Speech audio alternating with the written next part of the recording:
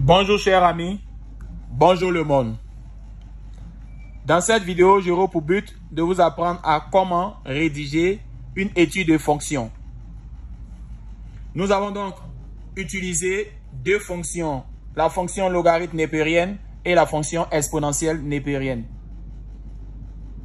Chers amis, dans cette vidéo, j'aurai pour but de vous apprendre à calculer les limites aux bornes de son ensemble de définitions, à étudier le sens de variation et dresser le tableau de variation et à étudier la dérivabilité d'une fonction, à calculer f de alpha et à construire une courbe.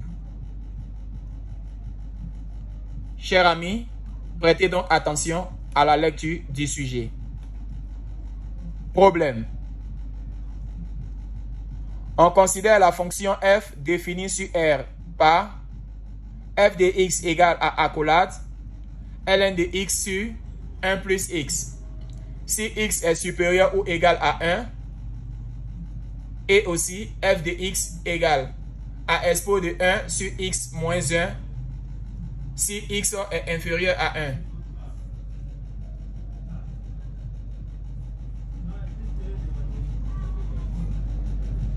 On note la courbe représentative de f dans le plan muni d'un repère orthogonal OIJ, tel que I égale à 1 cm et J égale à 2 cm. Partie A. Soit G, la fonction définie sur I, égale à l'intervalle fermé en 1 ouvert en plus infini par G de x égale à 1 plus x moins x ln de x. 1. Calculer les limites de G aux bornes de I. 2. Étudier le sens de variation de G et dresser son tableau de variation. 3. Démontrer que l'équation G de x égale à 0 admet une solution unique alpha sur l'intervalle I. Vérifier alors que alpha appartient à l'intervalle ouvert en 3,5 point virgule ouvert en 4. Quatrième question. Déduit de ce qui précède le signe de G sur l'intervalle I. Partie B. 1. Calculer les limites de f en moins l'infini et en plus infini. 2. Étudier la dérivabilité de f en 1, puis interpréter graphiquement le résultat obtenu. 3. Calculer f' de x pour x appartenant à R privé de 1. Et vérifier que pour tout x appartenant à l'intervalle I, f' de x égale à bas de fraction g de x sur x facteur de 1 plus x au carré. 4. En déduit le signe de f' de x pour tout x appartenant à R privé de 1, puis dresser le tableau de variation de f. En 5. Montrer que f de alpha égale à 1 sur alpha. Et en 6. Construisez ses tangentes et ses asymptotes. Sur ce, je vous dis de suivre, de prêter attention. Nous allons passer à la correction. Chers amis, après lecture et relecture du sujet, nous allons passer donc à la correction de ce problème extrait du bac D 2016 Burkina Faso. Série bac D 2016. Étude de fonction.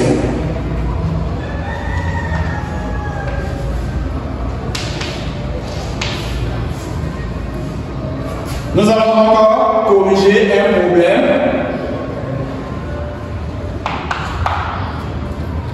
où l'on note c'est la courbe représentative.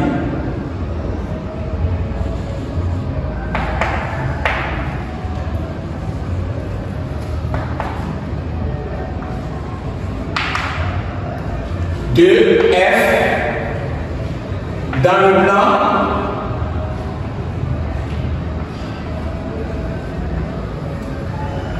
muni du repère O, I et J, tel que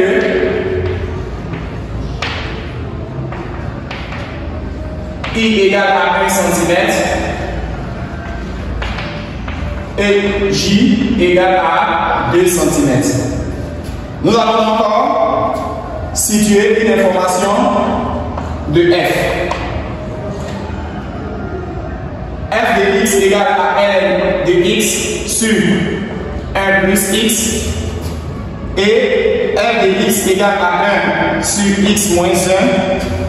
Les conditions sont si x est supérieur ou égal à 1 et l'autre côté si x est inférieur à 1. Nous sommes à présent dans la partie A du sujet.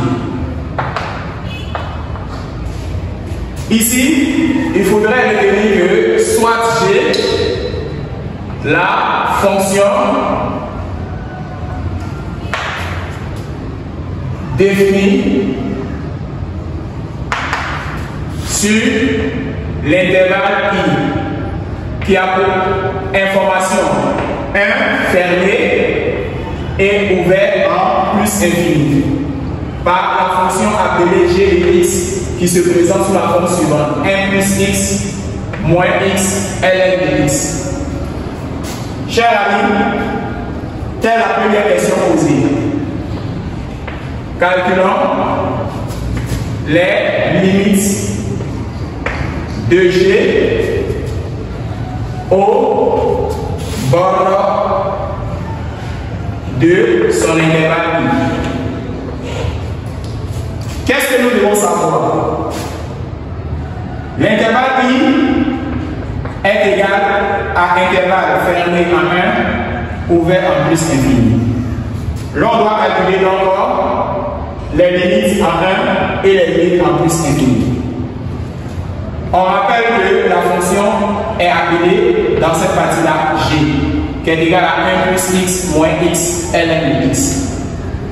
On aura limite, lorsque x tend vers 1, nous sommes en réalité à droite, parce que ce côté c'est signifié à droite, de G de x, qu'on peut matérialiser 1 plus, égale à la limite, lorsque x tend vers 1 plus, de 1 plus x moins x ln de x.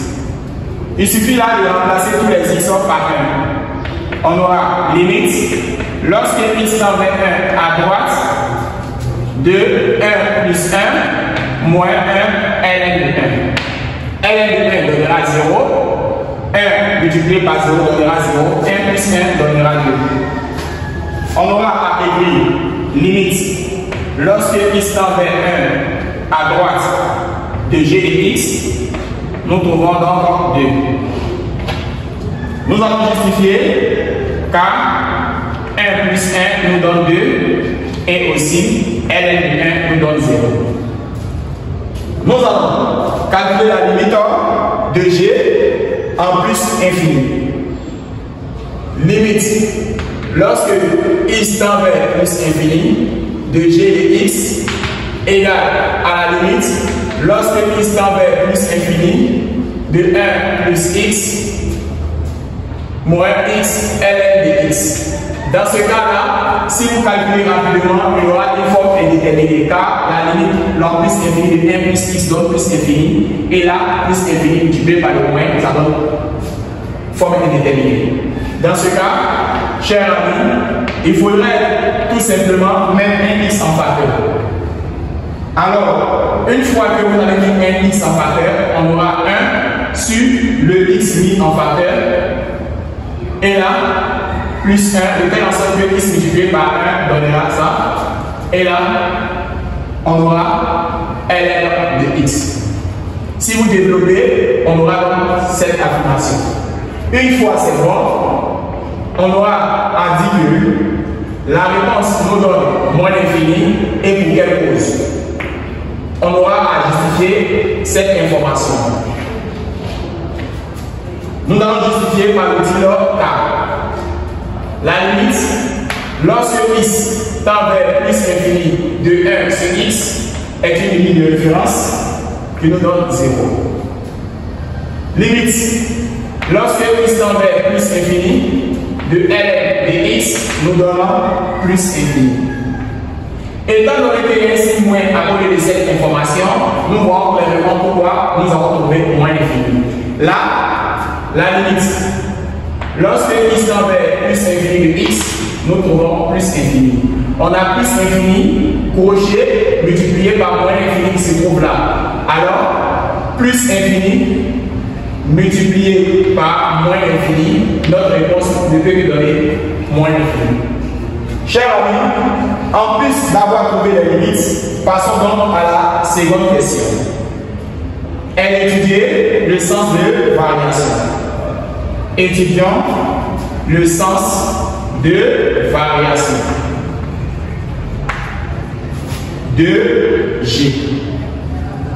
Et dressons son tableau de variation. Chers amis, nous demandons d'étudier le sens de variation puis de dresser le tableau de variation. C'est très simple. Pour étudier le sens de variation, l'on a besoin d'un calcul de dérivée. Alors, calculons G' de x. On aura pour x appartenant à l'intervalle fermé en 1 à plus infini, G est dérivable. Et G' de x serait donc égal à 1 plus x moins x ln de x. Nous allons passer à la dérivée. La dérivée de 1 donne 0. La dérivée de x nous donne 1. Soustrait à x', ln de x, additionné à ln de x' fois x. Une fois c'est bon, x à dériver donne 1. Il aura donc cette information. Chers amis, je vous demande de suivre attentivement comment on fait la démonstration. G' de x serait donc égal à 1 soustrait à la dérivée de x nous donne 1 et l'autre côté la dérivée ln de x nous donne 1 sur x multiplié par x. On aura G' de x égale à 1 moins cette écriture nous donnera ln de x et celle-là après simplification de x nous trouvons 1. Une fois que cette écriture entre, on aura donc 1 moins ln de x moins 1. 1 moins 1 donnera 0. Notre G' de x égale donc à moins ln de x. Dans ce cas-là, nous allons passer encore au signe de G' de x. On aura à dire pour x appartenant à l'intervalle 1 à plus infini, si nous prenons ce 1 et que nous remplaçons par x ici, nous trouvons ln de 1 qui donnera 0. 0 multiplié par moins, on aura plus 0. La première valeur nous donne 0. Nous prenons, calculons la limite en plus infini de moins ln de x, nous trouvons moins l'infini. Dans ce cas, l'écriture G' de x, lorsqu'on a remplacé par 1, a été égal, et lorsqu'on a calculé la limite en plus infini, a été inférieur. Dans ce cas, c'est inférieur ou égal à 0. Dans ce cas-là, on dira que moins ln de x est inférieur ou égal à 0. Du coup, ln de x est supérieur. Lorsque vous enlevez le signe moins, inférieur deviendra donc supérieur à 0. Du coup, l'on aura SO de ln de x, SO de 0. En mettant SO, ln part en haut, en mettant SO, 0 part en haut. On aura ici x qui est supérieur ou égal à 1. Après cette affirmation, chers amis, nous allons passer au tableau de signes.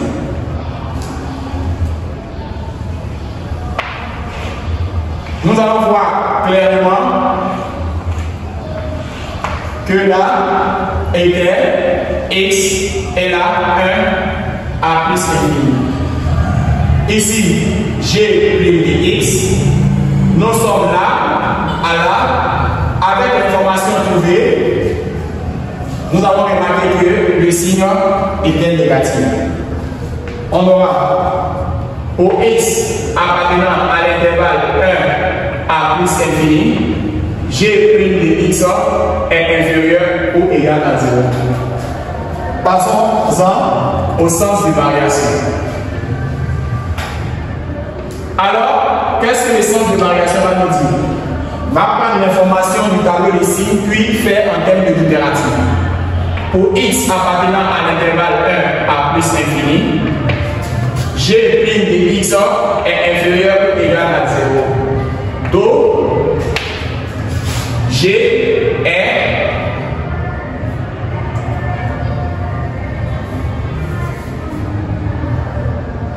décroissance.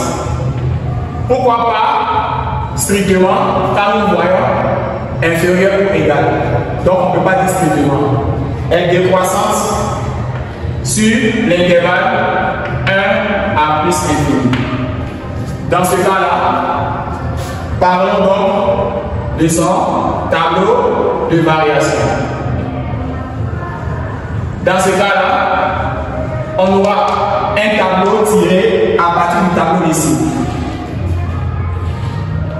Une fois c'est fait, nous allons encore mettre à l'intérieur de ce tableau x1 plus infini.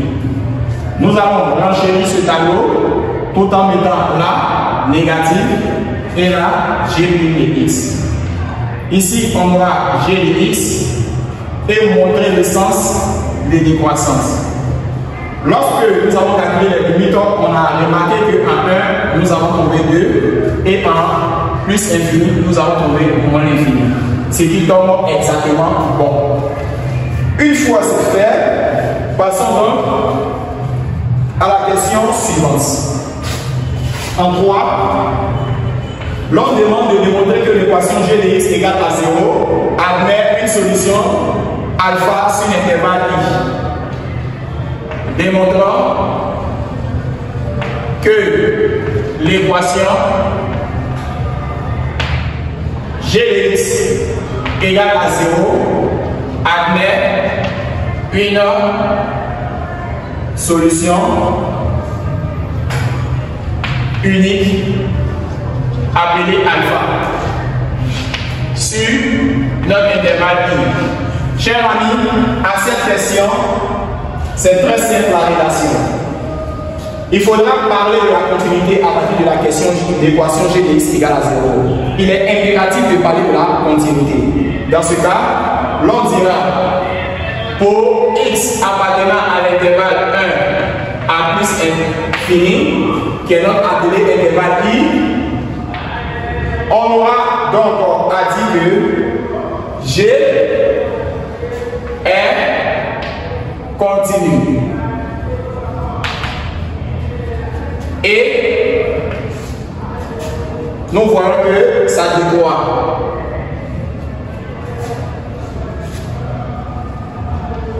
Décroissance. Nous allons répéter l'intervalle une seconde fois sur l'intervalle appelé i. Nous allons dire que et elle réalise une bijection. La bijection de A plus infini vers le plus petit appelé moins infini et le plus grand appelé 2. Et pourquoi? Parce que nous allons signifier que la fonction est décroissante. Alors, c'est le plus petit qu'il faut placer en premier. Étant donné que 1 appartenait à l'intervalle, alors 2 aussi va appartenir à l'intervalle. Une fois que c'est bon, on dira que or 0 situé là appartient à l'intervalle moins infini à 2. C'est-à-dire qu'on peut placer 0 ici.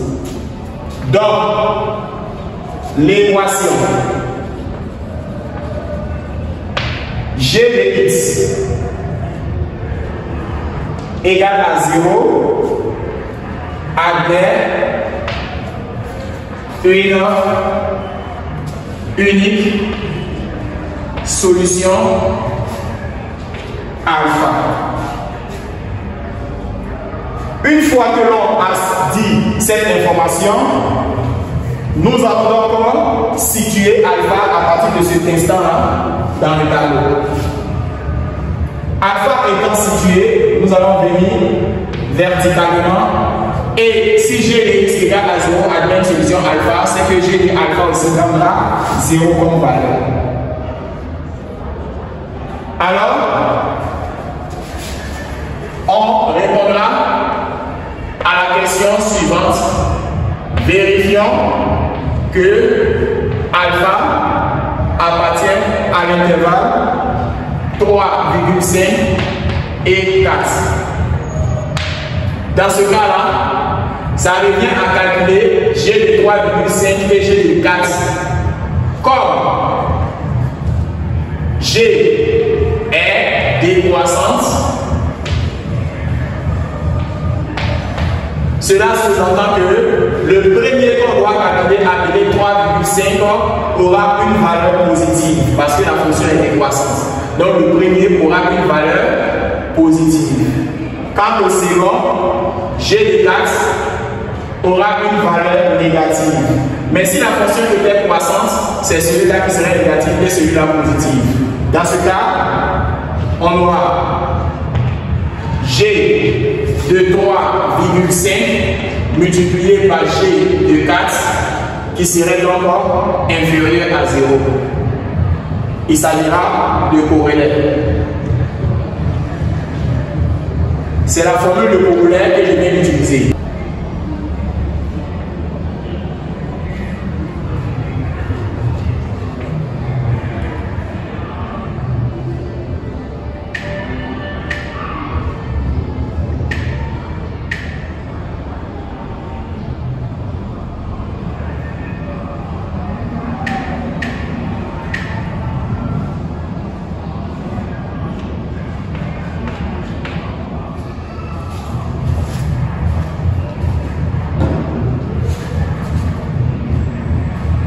Chers amis, d'après le corollaire, on remarquera que g de 3,5 multiplié par g de 4 est inférieur à 0. Donc, alpha est encadré vraiment entre 3,5 et 4. Chers amis, nous allons poursuivre et passer à la question numéro 4. En 4, l'on demande de déduire de ce qui précède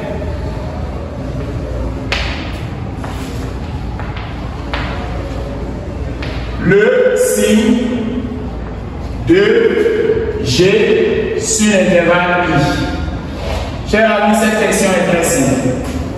On avait comme information précédente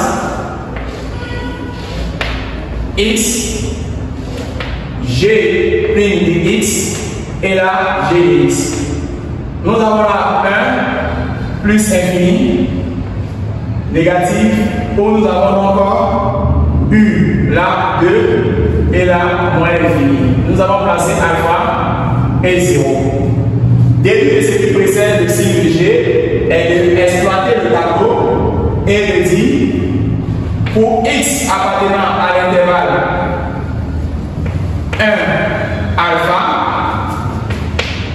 nous voyons clairement que toute l'écriture située ici est en haut de 0, ce qui signifie que là est plus et tout ce qui est en bas de 0 serait négatif. Dans ce cas, pour x appartenant à l'intervalle 1 à alpha, g de x est positif. L'on peut matérialiser par le terme supérieur ou égal à 0 ou simplement supérieur à 0. Et pour x appartenant à l'intervalle alpha à plus infini, l'on peut dire que g de x est inférieur ou égal à 0. Chers amis, voici donc la question de g sur l'intervalle i. de 1 à alpha, g de x est supérieur ou égal à 0, et de alpha à plus infini, g de x est inférieur ou égal à 0. Chers amis, passons encore à la partie B. Ici, la partie B, nous demandons d'exploiter la fonction désormais appelée f de x qui a pour information ln de x sur 1 plus x cité précédemment, si x est supérieur ou égal à 1, et l'autre, on aura expo de 1 sur x moins 1 si x est inférieur à 1. Chers amis, dans cette question, on voudrait calculer les limites de f en moins infini et en plus infini.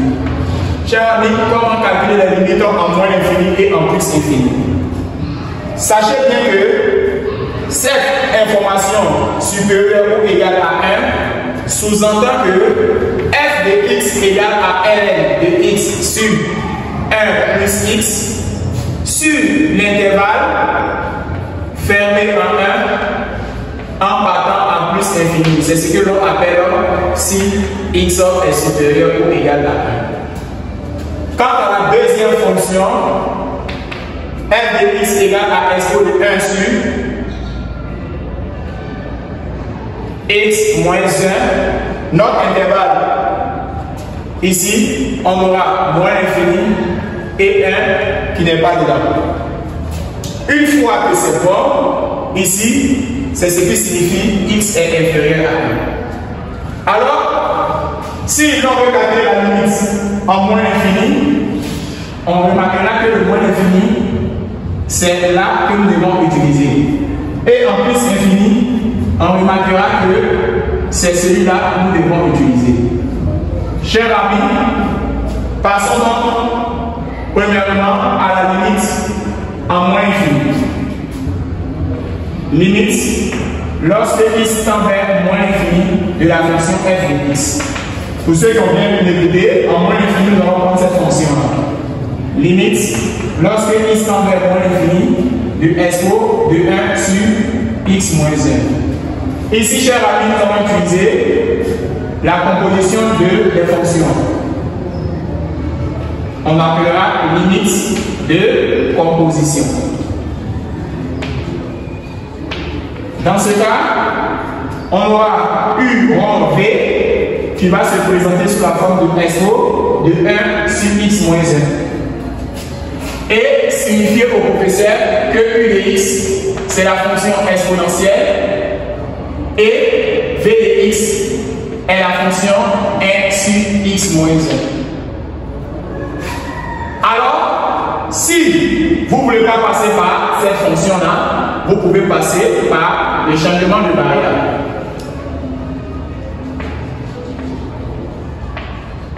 Alors, le changement de variable est très simple. Il suffit de poser que 1 sur x moins 1 est égal à grand x. On aura à poser 1 sur x moins 1 serait donc égal à grand x. Quand petit x tend vers moins infini demandé par le professeur, grand x va tendre vers 1 sur infini, alors l'on obtient 0. Dans ce cas, nous allons calculer la limite lorsque grand x tend vers 0 de la nouvelle écriture appelée expo de grand x. Or, expo de grand x en 0 nous donnera 1. Chers amis, suivez attentivement la suite. La limite, lorsque grand x tend vers 0 de expo, on aurait posé que 1 sur s'appelait 1 sur x moins 1 s'appelait grand x. Alors, si vous remplacez le grand x par 0, l'on obtiendra comme réponse de la limite 1. On aura limite lorsque petit x tend vers moins infini de f de x, nous obtenons 1. Car limite lorsque grand x tend vers 0 de expo de grand x nous donnera 1. Passons Au calcul de la limite en plus infini. Limite, lorsque x tend vers plus infini de f de x, il faudra prendre la fonction logarithme impériel. On aura à mettre limite lorsque x tend vers plus infini de ln de x sur 1 plus x. Chers amis, pour ces cas de limiteur, j'ai un secret à vous montrer. Vous êtes obligé de faire la limite en plus infini, comme ça, de ln de x sur x multiplié par x sur le dénominateur appelé 1 plus x. De telle sorte que sur cette écriture est écrit en blanc. Alors les deux qui sont en orange pourront donc se simplifier pour que cette écriture-là viendra à sa place. Dans ce cas-là, je pourrais donc mettre des parenthèses pour vous aider. Une fois c'est fait, cette écriture-là est une ligne de référence. Ça me donne 0. Là, on prend le modèle le plus haut degré en haut qui donne x et en bas x, x on donne 1. On aura à mettre 0 là et limite lorsque x tend vers plus infini de f de x. Nous trouvons donc 0. Comment justifier cette information? Car la limite lorsque x tend vers plus infini de ln de x sur x nous donne 0, limite de référence. Et la limite lorsque x tend vers plus infini, là on prend le plus haut degré qui est x en bas, alors nous donnera 1. On aura 1 fois 0, nous donnera 0. Une fois que les deux sont trouvés, passons donc à l'étude de la dérivabilité. En deux, il faudrait donc étudier la dérivabilité de f en 1. Étudions la dérivabilité de f en 1. Étant donné que nous avons deux fonctions, une fonction ln de x sur x 1 plus x qui est sur l'intervalle 1 à plus infini et l'autre f de x qui est égal à s de 1 sur x moins 1 qui est sur l'intervalle moins infini à 1. Dans ce cas, cher ami, il faudrait faire la dérivabilité à gauche et à droite. À gauche ici et à droite là. Passons donc à la dérivabilité. Quelles sont les formules à retenir? La limite lorsque x tend vers a de f de x moins f de a sur x moins a est égal à f' à gauche de a si et seulement celui-là se fait à gauche. Si vous trouvez L qui appartient à un réel et vous faites la limite lorsque x tend vers a à droite de f de x moins f de a sur x moins a égale à f' à droite de a qui nous donne L et L appartient à R. Dans ce cas-là, on dira que la dérivabilité à droite de A est égale à la dérivabilité à gauche de A qui nous donnera L. Par conclusion, f est dérivable. Dans le cas contraire, si vous ne trouvez pas le même réel ou vous trouvez infini, la fonction n'est pas dérivable. Nous allons donc vérifier l'hypothèse déterminée. À gauche, nous allons prendre ici et à droite, nous allons prendre celui-là. Passons donc à la dérivabilité à gauche. Dérivabilité à gauche. On aura limite lorsque x tend vers 1 à gauche de f de x moins f de 1 sur x moins 1. En réalité, nous devons trouver f' à gauche de 1. Et aussi passer après à droite. Nous allons donc passer dans un premier temps à gauche. Nous allons donc avoir f de x moins f de 1 sur x moins. F de x, nous connaissons f de x à gauche, le voici. Mais f de 1, si nous remplaçons le x par 1, on aura 1 sur 1 moins 1. Ici, ça donne infini. Si ça nous donne infini, ce n'est pas bon. Alors pour cela, je vais prendre 100 fois à vous expliquer comment on va calculer f de 1. Pour le calcul de f de 1,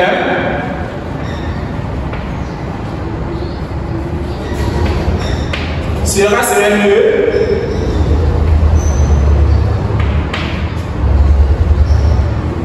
tout en calculant la limite.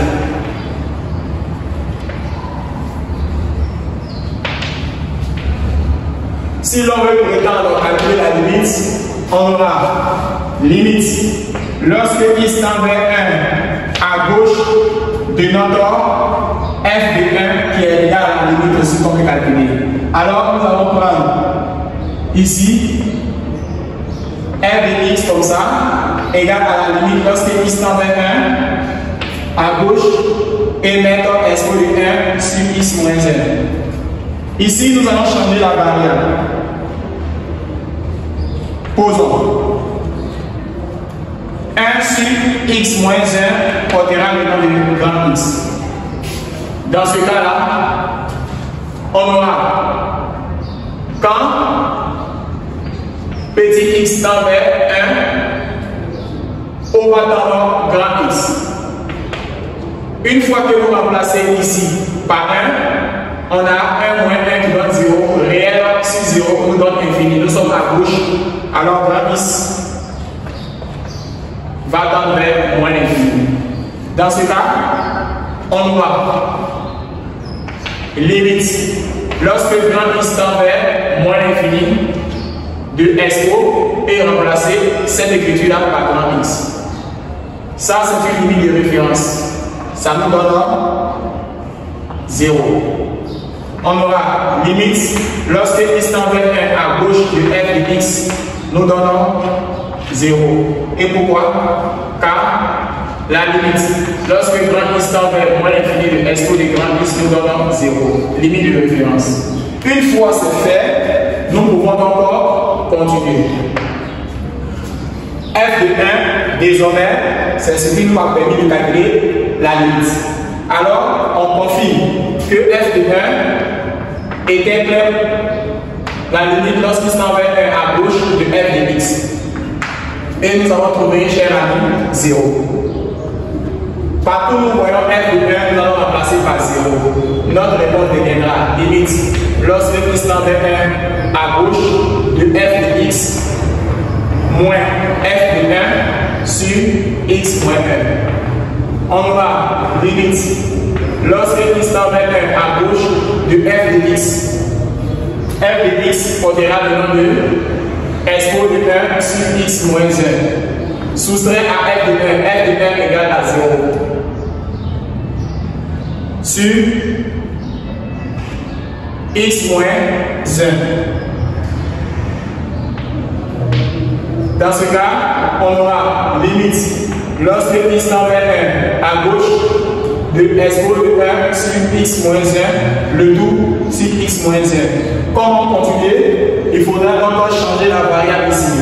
Poser maintenant enfin, lorsque x tend vers 1 à gauche de cette écriture, on va poser que 1 sur x moins 1 égale à grand x et tirer la variable de x moins 1 pour la rendre en grand x. Et une fois que c'est fait, nous allons prouver maintenant que la réponse. Suivez attentivement la suite. Alors ici, chers amis, comment calculer cette limite? Il faudra donc poser que 1 sur x moins 1 est égal à grand x. Et là, tirer la valeur de x moins 1 ici. X moins 1 va prendre la place de grand x et grand x va prendre sa place. Donc x moins 1 égale à 1 sur grand x. Dans ce cas-là, on aura à écrire quand petit x tend vers 1 à gauche, alors grand x, dans ce cas-là, l'on trouvera ici limite, lorsque grand X tend vers moins l'infini, de expo est là remplacé par grand X. Et X moins 1 va être remplacé par 1 sur X. On aura à écrire limite, lorsque grand X tend vers moins l'infini, 2 ici va se remplacer en X expo de grand X sur 1 que le dénominateur. On aura à écrire limite, lorsque grand X tend vers moins l'infini, 2 X expo de grand X est une limite de référence qui nous donne 0. Alors, chers amis, la limite, lorsque X tend vers 1 de f de X à gauche, moins f de 1 sur x moins 1, nous trouvons 0. Passons donc à la limite à droite de la fonction f. Dérivabilité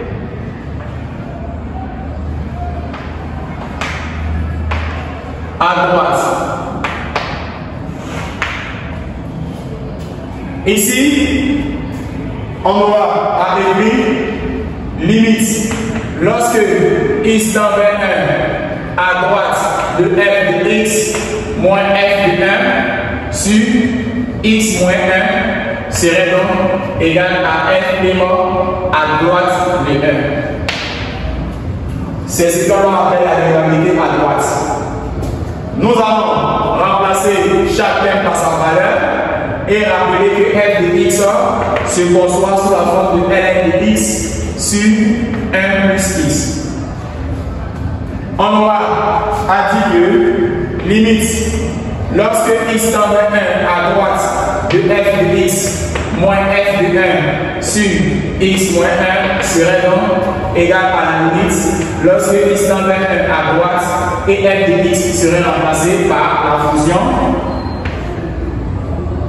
ln de x sur 1 plus x et soustraire à f de 1, remplacer tous les x par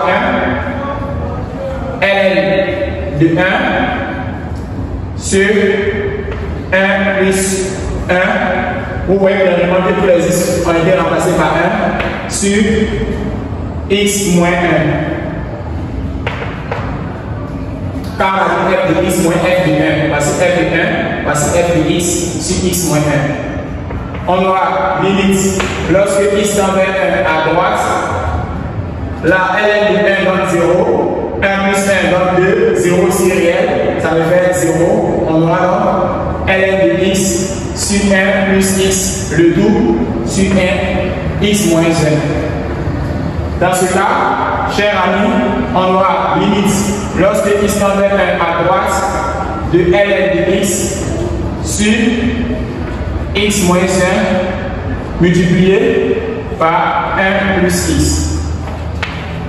Dans ce cas, on aura limite lorsque x tend vers 1 à droite de ln de x sur x moins 1 multiplié par 1 sur 1 plus x. Chers amis, cette écriture est une limite de référence.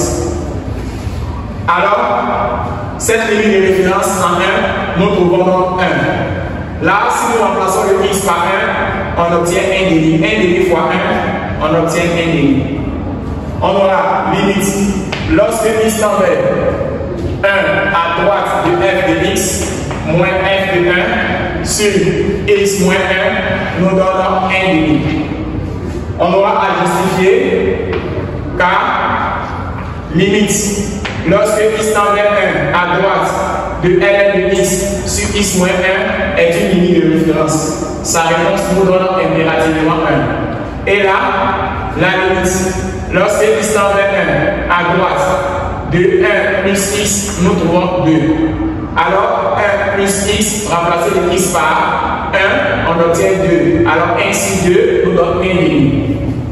Alors, on dira que La dérivabilité à gauche a trouvé un réel. La dérivabilité à droite a trouvé un réel aussi. Mais les deux réels ne se ressemblent pas. Alors, on dira, donc, f est dérivable à gauche en 1 et f est dérivable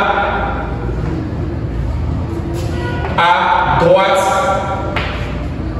en 1. C'est-à-dire que f à gauche prime en 1 a trouvé 0 et f prime à droite de 1 a trouvé 1,5. Mais les deux réponses ne se ressemblent pas. On dira limite lorsque x tend vers 1 à gauche de f de x moins f de 1 sur x moins 1 est différent de la limite lorsque x tend vers 1 à droite de f de x moins f de 1 sur x moins 1. Alors, on dira que f' à gauche de 1 est différent de f' à droite de 1. Conclusion générale, c'est de dire que la fonction f n'est pas dérivable.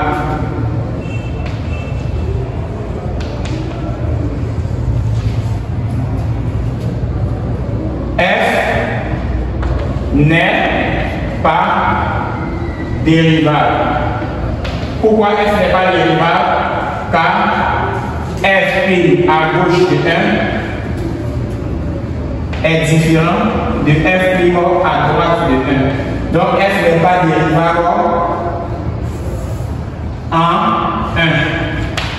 Car le nombre dérivé à gauche est différent du nombre dérivé à droite. Chers amis, après cette information, nous allons interpréter graphiquement le résultat. Ici, comment interpréter graphiquement le résultat? Car ça, ce n'est pas une interprétation. On dira que la courbe C de F admet une demi-tangente horizontale à gauche et une demi-tangente oblique de coefficient directeur 1,5. Interprétation.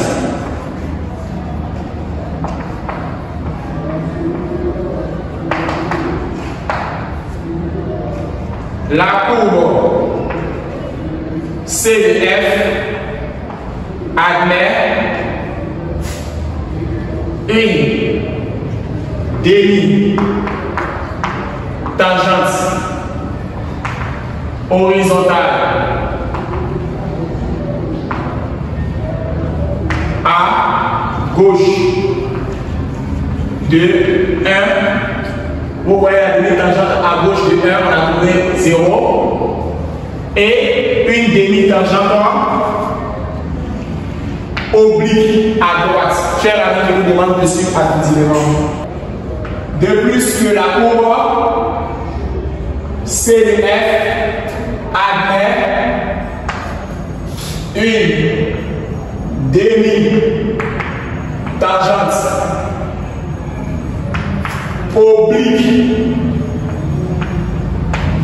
de coefficient directeur 1,5. Par ricochet, on peut dire que le point de coordonnées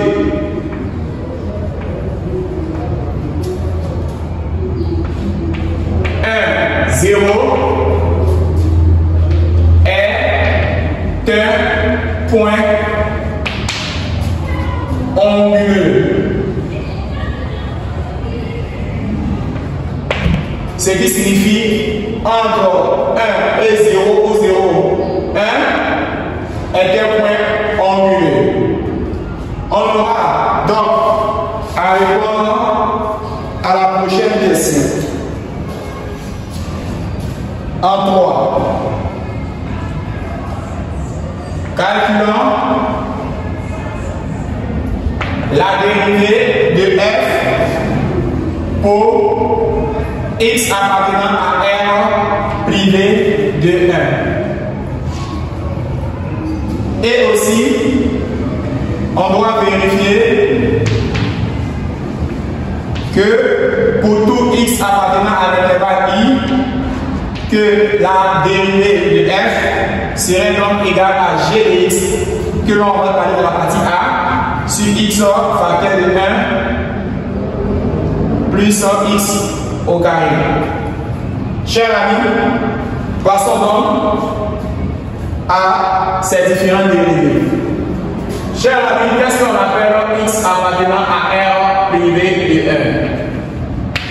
On aura donc à dire que R privé de 1 égale à l'intervalle moins infini 1 union 1 à plus infini.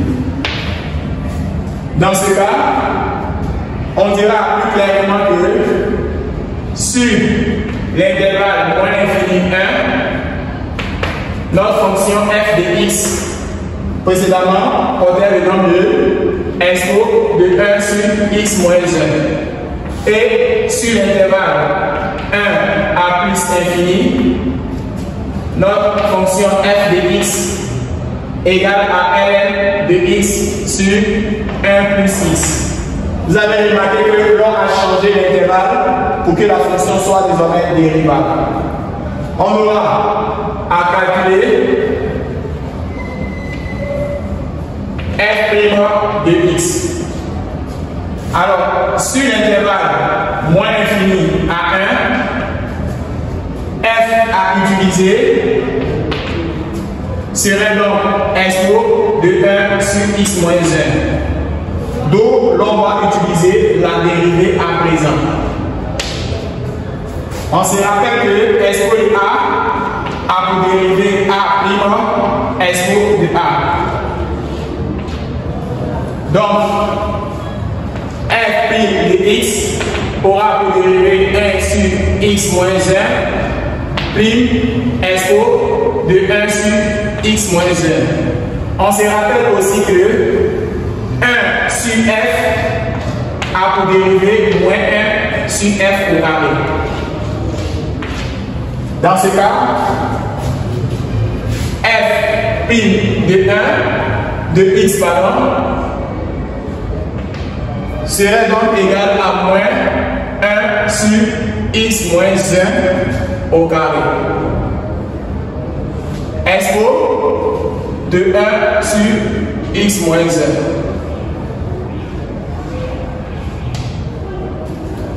Passons donc à la seconde dérivée sur l'intervalle 1 à plus infini. F de x là était ln de x sur 1 plus x. Alors la dérivée deviendra la dérivée aussi de ça.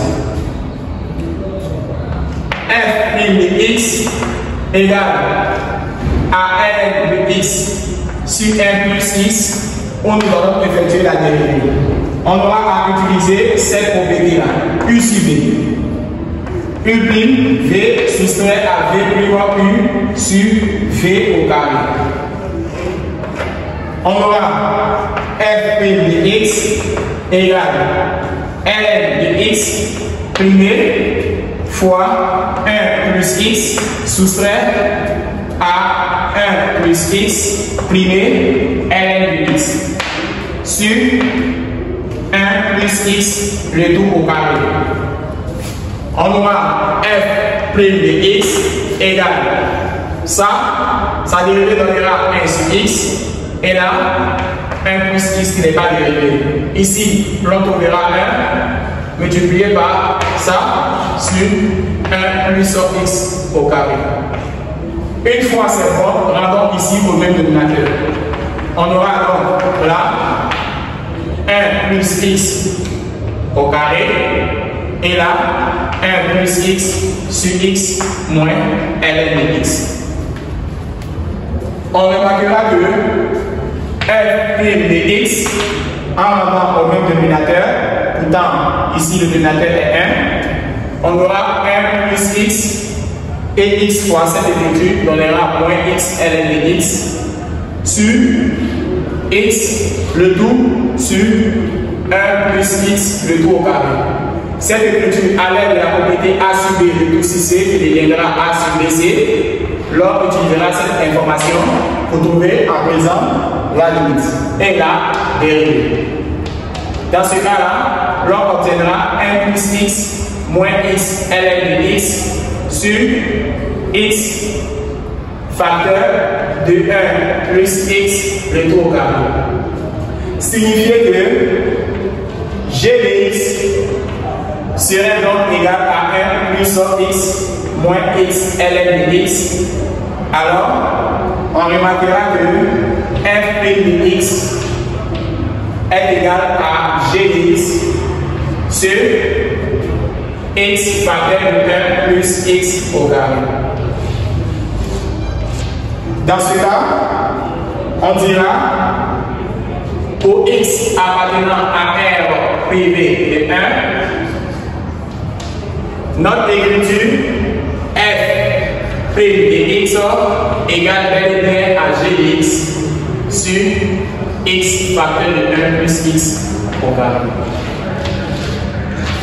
Après avoir répondu à cette question, nous allons passer à la question numéro 4 qui nous demande d'introduire le signe de f de x pour tout x appartenant à R privé de 1, puis de dresser le tableau de variation, sans oublier que la première dérivée aussi est utile. Chers amis, super attentivement. La question numéro 4 est d'en déduire le signe de f' de x pour tout x appartenant à R privé de 1, puis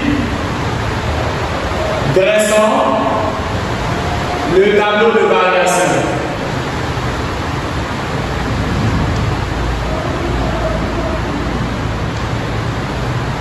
Chers amis, nous allons donner pour x appartenant à R privé de 1 deux dérivées. Une dérivée avec la fonction exponentielle qui faisait moins 1 sur x moins 1 au carré, expo de 1 sur x moins 1. Et la deuxième dérivée est f' de x égale à g' de x, g de x s'il vous plaît, sur x facteur de 1 plus x au carré. Nous allons donc signifier pour x appartenant à l'intervalle moins infini 1, on aura à remarquer que la fonction exponentielle 1 sur x moins 1 est toujours supérieure. La fonction expo est toujours supérieure à 0. De plus, 1 sur x moins 1 de tout au carré aussi est supérieur à 0.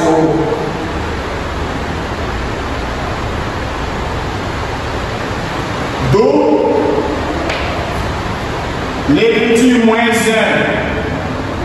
1 ou simplement moins 1 sur x moins 1 et 2 au carré, la présence de signe moins expo de 1 sur x moins 1 va être inférieur à 0. Et pourquoi, cher ami, cette écriture est positive, cette écriture est positive. En multipliant par le signe moins qui se trouve là, l'écriture deviendra donc négative. Alors,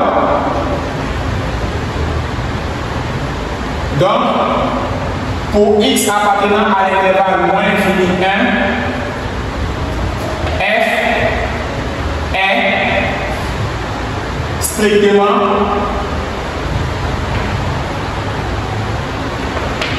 décroissante.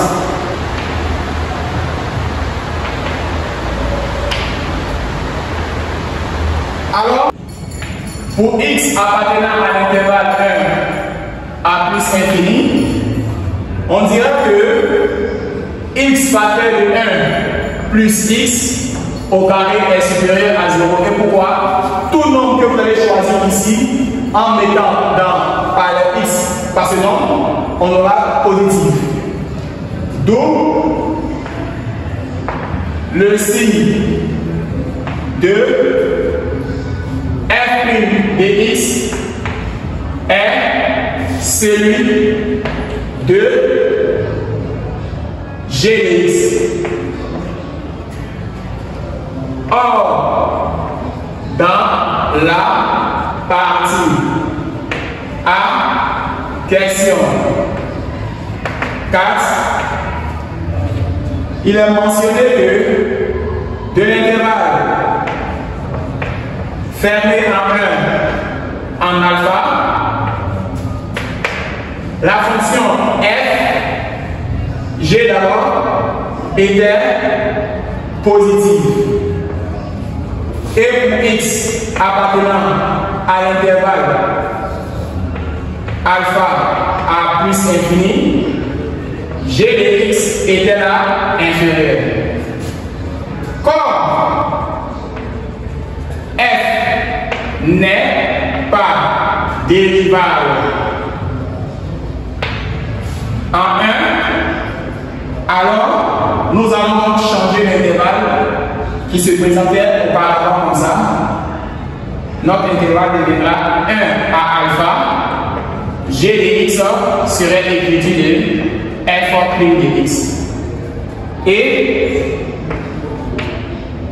intervalle alpha à plus infini, g de x serait égal aussi à f' de x sur l'intervalle. Du coup, si g de x était là inférieur à 0, on va voir que l'autre aussi serait inférieur à 0. Dans notre cas ici, cette écriture-là est positive, ce qui sous-entend que là est positive et là est négative. Du coup, nous allons exploiter ça d'après un tableau. Tableau de variation.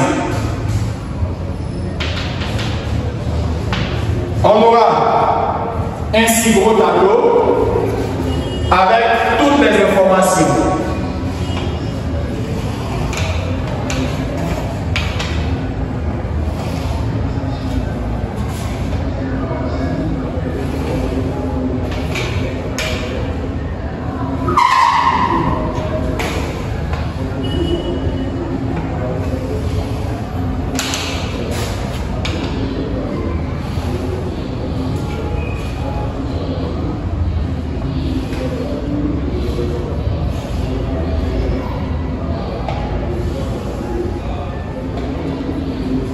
Nous allons placer à l'intérieur x, f plein de x, f de x.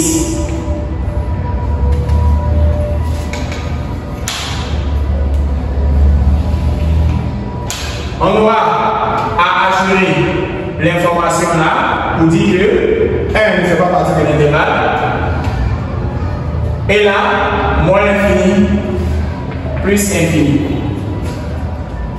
De moins l'infini à 1, nous avons signifié que de moins l'infini à 1, la fonction était inférieure à 0.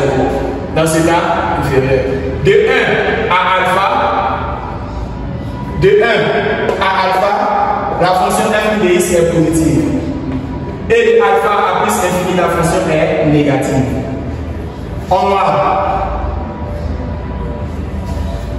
là, cette flèche, on voit là, f de alpha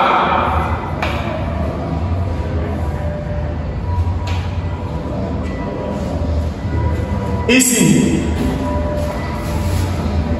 Lors de la dérivabilité, nous allons trouver à gauche 0 et à droite 1 demi. Vous vous rappelez lors de la dérivabilité, c'est ici là on va mettre les réponses trouvées des dérivabilités. Et ici, voici donc les différentes écritures trouvées. En 0 à gauche, 0, 0 et 0. Chers amis, voici donc le tableau de variation. À ce tableau naît la prochaine question appelée question 4. Montrons que f de alpha égale à 1 sur alpha. Pour répondre à cette question, il faudra d'abord savoir dans quelle partie vous avez rencontré la question g de x égale à 0 admet une solution unique alpha. C'est dans la partie A. Dans la partie A,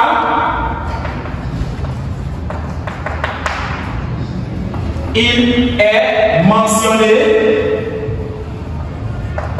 que g de x égale à 0 admettait une unique solution. Cela peut signifier que, à présent, vous devez remplacer la solution notée alpha, g de alpha deviendra 0. Si g de alpha est égal à 0, vous allez remplacer dans la fonction g tous les x par alpha. On aura 1 plus alpha moins alpha ln de alpha égale à 0. Et nous allons tirer moins ln de alpha égale à moins 1 et là moins alpha. Du coup, expo P alpha ln de alpha serait donc égal à 1 plus alpha après la simplification des signes. Chers amis, nous pouvons dérouler de cette information où l'on voit alpha ln de alpha pour le remplacer par 1 plus alpha ou du moins tirer ln de alpha là.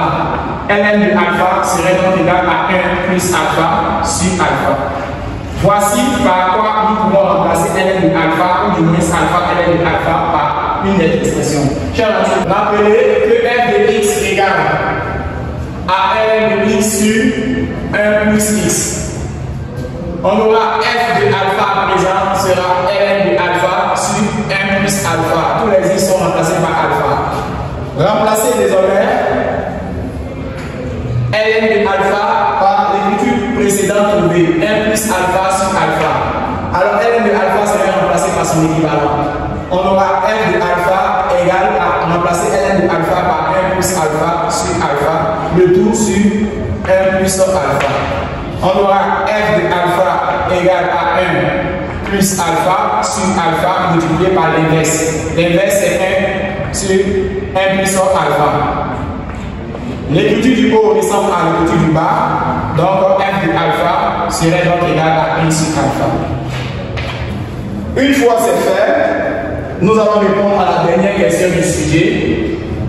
Il s'agit là de construire de C et ses tangentes et ses asymptotes.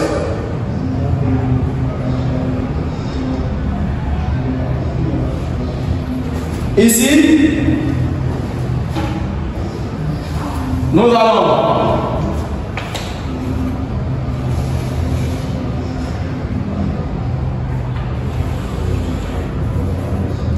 on avait dit que le point 1, 0 était anguleux. Alors, nous allons placer et respecter l'échelle. On a dit côté ordonné, ça va faire 2 cm.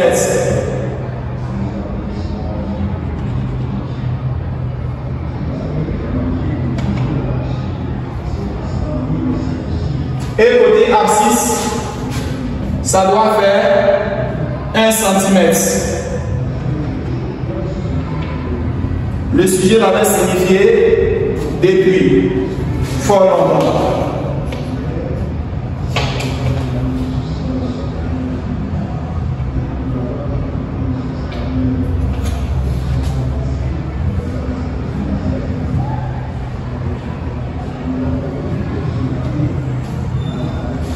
Ici, l'axe J et la I. Il y avait encore asymptote horizontal en 1. Voici donc le point 1. Comme l'asymptote est horizontal, on doit représenter notre asymptote au point 1. Comme l'asymptote est qualifié de horizontal.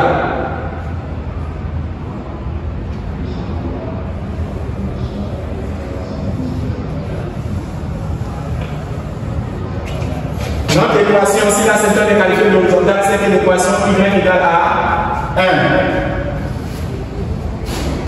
Nous avons donc aussi trouvé un point angulé.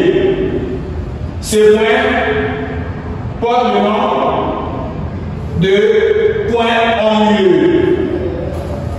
On doit signifier que la courbe, d'après le tableau de variation,